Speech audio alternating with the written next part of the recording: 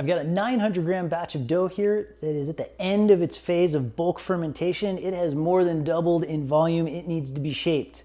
We're gonna shape it into a couple of sandwich loaves.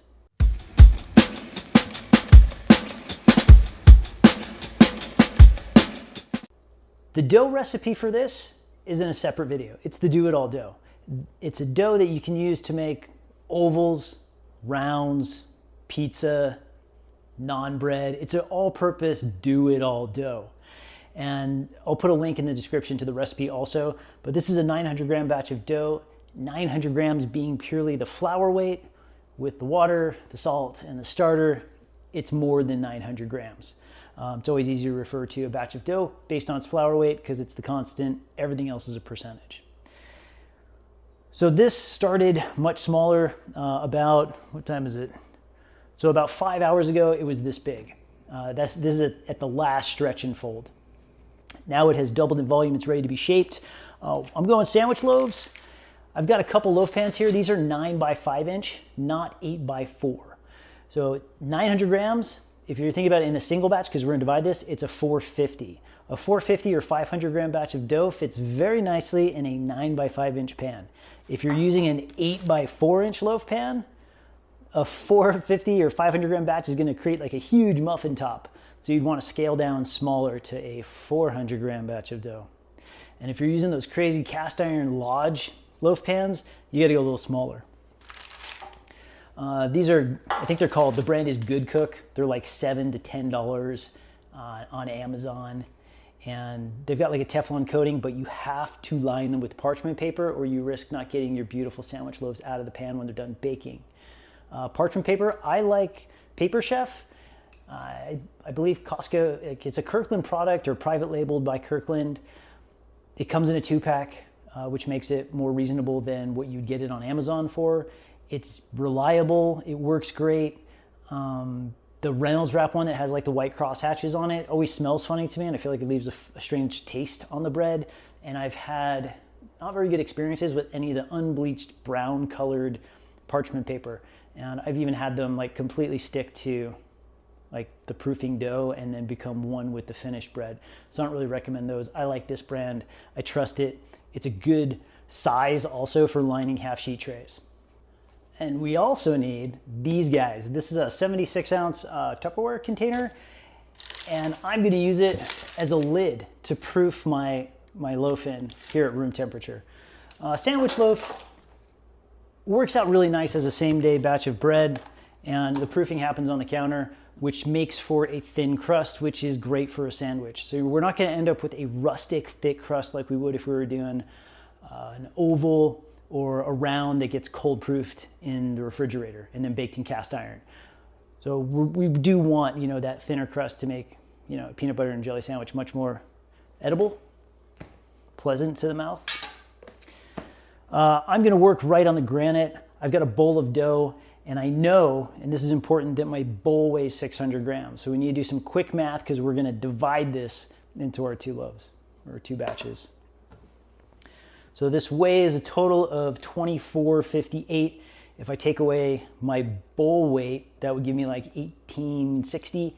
And if I were to divide 1860 in half, that's like 930. So I'm gonna shoot for each of these halves to weigh about 930 grams. I think my math is good. Bread flour, we're gonna sprinkle some bread flour on the surface of the dough, maybe like a tablespoon or maybe 2. And I'm gonna spread it over the surface. I wanna try and maintain this smooth side. It's gonna end up being our presentation side. So I'm not gonna rip this out of the bowl. We've got all this wonderful volume, and I'm gonna kind of maintain most of it. And I'm gonna use gravity and kind of my fingertips to just kind of encourage the dough, release it out of the bowl. Nice, big, pillowy mass of dough. And it actually feels kind of warm to the touch. Okay, bowl, I'm gonna zero this guy out. Bench scraper, and I'm gonna try to eyeball it so I get like, I don't have to make a whole bunch of adjustments. You could wing it too. You don't have to weigh your dough, but I'll make it nice just in case somebody else is thinking they want to do the same thing. I didn't flour my work surface. I shouldn't really need to. Let's see, which one's bigger? I think this one's bigger. I'm gonna weigh him and I'll just subtract off of it. So what have I got? 924. That's good enough for me. You know, if I'm missing 6 grams over to this guy, I'm okay with that. All right, so we want to make these guys a shape that fits in here. And they're kind of like a long ellipse or kind of a long rectangle. I'm just going to make a little space. We'll do this guy first. I'm going to use a double envelope fold, and I would use the same kind of shaping technique if I were making an oval and putting it into a banneton to go, you know, cold proofing. Let's call this my 12 o'clock and my 6 o'clock side. I'm going to take my 12 o'clock side to the middle. I'm going to take my 6 o'clock side over the 12. Just kind of tack it down. You know, I went pretty light on the flour because if you go too heavy, it's going to make it difficult to kind of stick everything together here. 90-degree turn. So I have a new 12 and a new 6. I'm going to go 12 to the middle. I'm going to bring the 6 kind of to meet the 12, maybe overlap just a touch with some of the sticky dough, and then we're going to go seam side down. And we've got kind of an opening here. I'm going to tuck everything under, kind of draw the sides in and create some tension. Because this is going to proof at room temperature.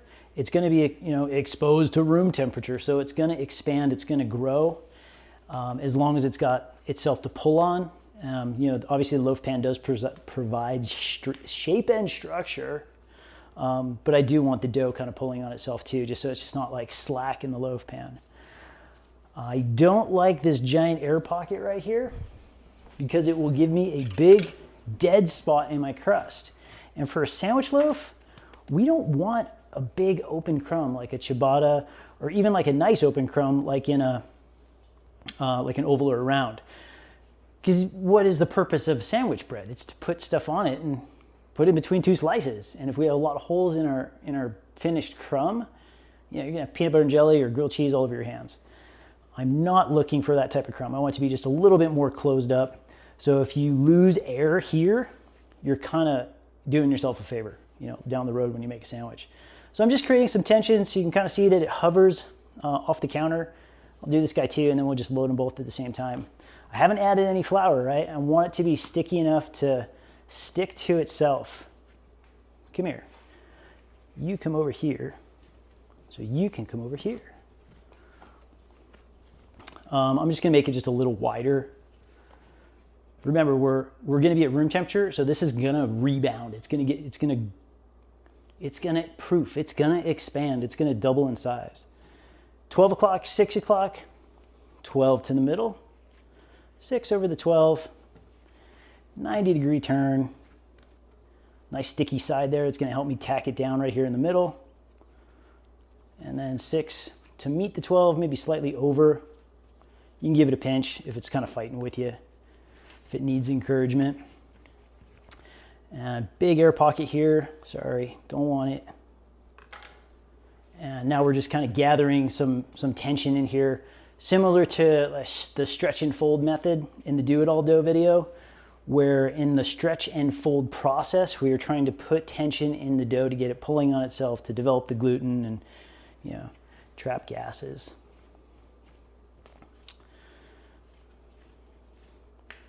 All right, do I like it? This one feels like not quite as tight as the other one. I do want to have tension in it. And I'm trying to keep the shape, you know, pretty equal. It's gonna come like to a tapering at the ends a little bit. And then my loaf pan, similar in size, right? We can just make kind of a quick movement with a bench scraper and pick it up. And we're going presentation side up. This being the presentation side. And then we've got our dough in the loaf pan. And I'll take a picture of this so we can just document like how big this gets. Eventually it's gonna be, you know, looking like the loaf of bread before we even bake it. And this guy. Yeah, don't be afraid to handle your dough. It's okay. All right, and our lids. I want them to stay moist. I don't want them to dry out. We are not gonna score these. There won't be a need. The way that they're gonna expand in the loaf pan is not going to be how it would expand in a cast iron Dutch oven, where we risk, you know, our dough, our bread crust cracking all over the place if we don't score it. That's just not going to happen here. All right, I've got a lid. These fit perfect on here. Rubber band to keep my lid in place.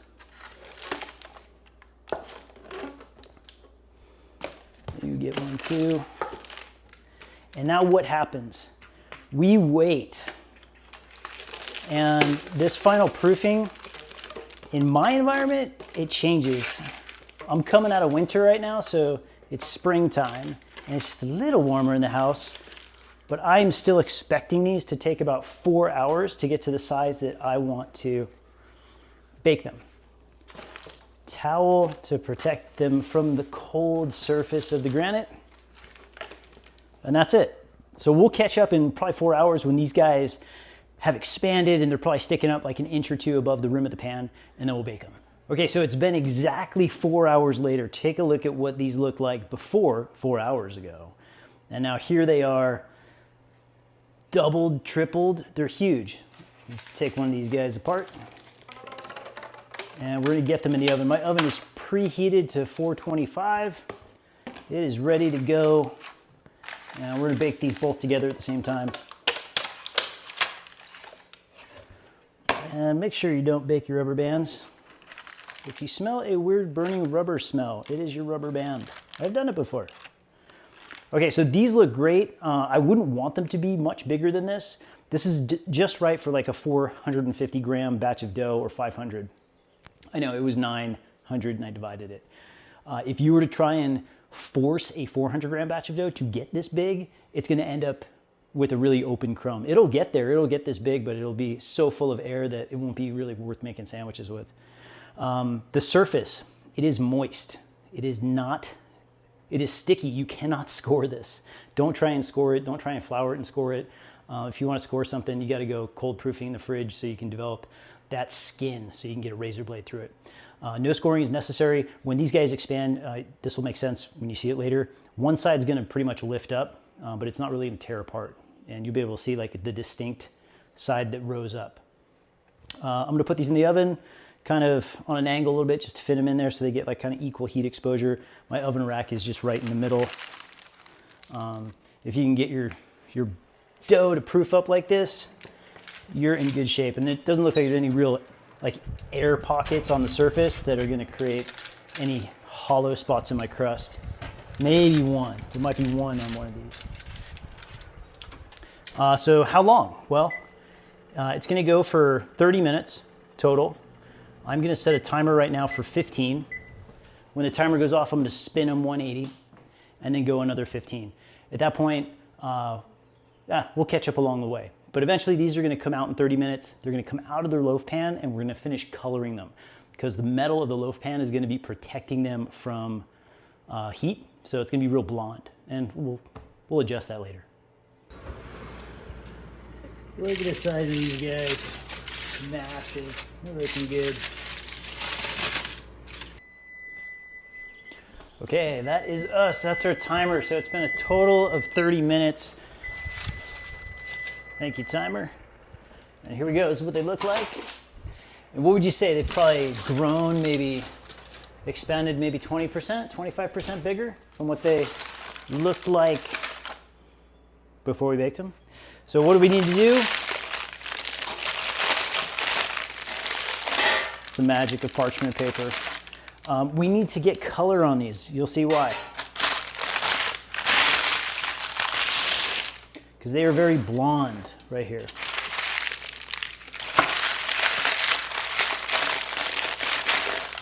I know, I'm so noisy.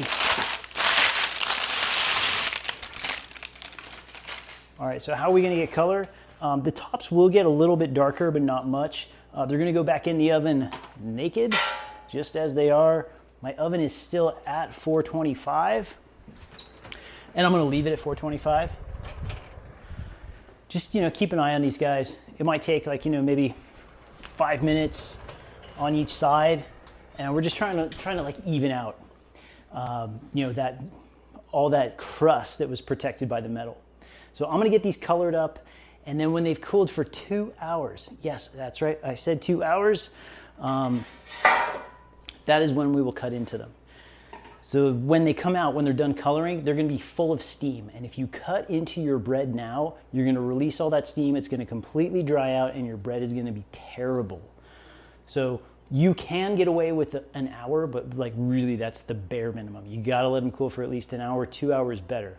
Now these are sandwich loaves. It's not like I'm bringing it to the dinner table. It's about 7:30 right now. These normally I would let them cool, and then tomorrow they'd be ready to go for sandwiches. I wouldn't even bother wrapping them up, but just let them completely cool on the counter. They will be fresh in the morning. They'll be ready to go.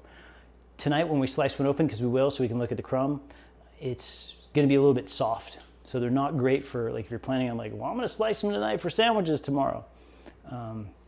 It's gonna be a little soft. You might struggle a little bit. All right, we'll catch up when those are colored and they've cooled for 2 hours.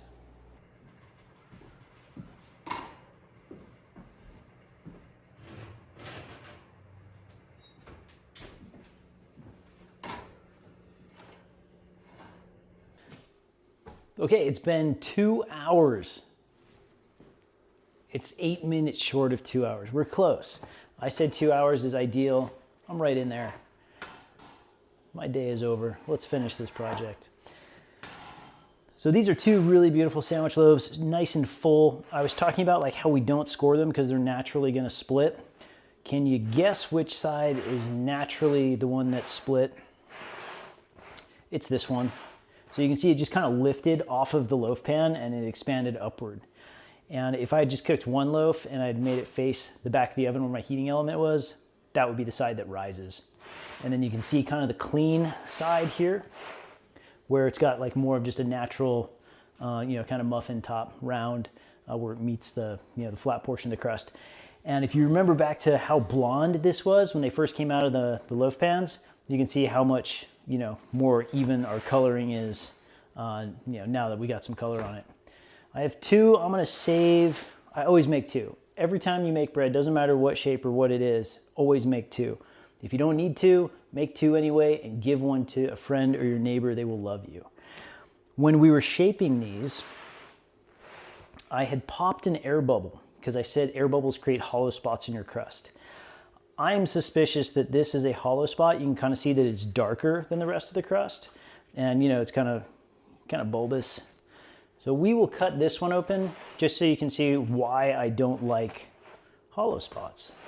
And then we'll catch maybe a cross section just to take a look at the crumb. So bread knife, this is an extra long one. This guy's 14 inches long. It's serrated because it's a saw, so use a sawing motion so you're not squishing your bread. And right now, just barely coming up on 2 hours, this is gonna be very soft. So you wanna use really light pressure. Ideally, right now it's like 9:30. I would just save these for tomorrow and then use them for sandwiches. But we're cutting them open to look at the crumb. So I'll take maybe just kind of a middle section and then we'll cut this guy open over here and we can look at that hollow spot, which in terms of where it's located, it's kind of at the end, so not the worst place it could be. And the crust should be thin because of how it was proofed at room temperature. It's got a little bit of crispness, but it shouldn't be like a sourdough round or a sourdough over or something in that kind of world of bread. So this is a nice crumb. I like this crumb. We've got some air in there. It's very light and fluffy. It's still really warm to the touch. Kind of a cool shape, classic kind of bread shape, muffin top with flat straight sides. That's cool. Now, this guy right here, let's see, is it a hollow spot? It should be. Oh yeah, that's a hollow spot. Don't like those, want to avoid that. So, we always want to pop those bubbles. And you can see how soft it is. Of course, I'm cutting it dumb, but it's for demonstration purposes. So hollow spot up here, that's no good for sandwiches. So always pop those air pockets when you're shaping them and then kind of tap them down because sometimes they will reinflate, But end piece, this will still go, this will end up with some butter on it right now and get eaten. Now, if I were making slices out of it tomorrow, this would be much easier to slice. It's just hard to slice right now because it's just so fresh. So it's the next day, and I'm making slices. And it's so much easier to slice if you let your sandwich loaf cool off until the next day. You know, we baked this guy, came out of the oven at like 7:30 last night. And you know, I cut into him just to reveal the crumb. But this is the second one. This is the crumb on the second loaf of bread. Beautiful crumb, perfect for sandwiches. It's not a ciabatta, so we're not expecting it to be super open. We want to contain our peanut butter and jelly or tuna fish or mustard and mayo. But big difference, right? Last night slicing versus this morning. There you go. Sandwich bread. Always make two.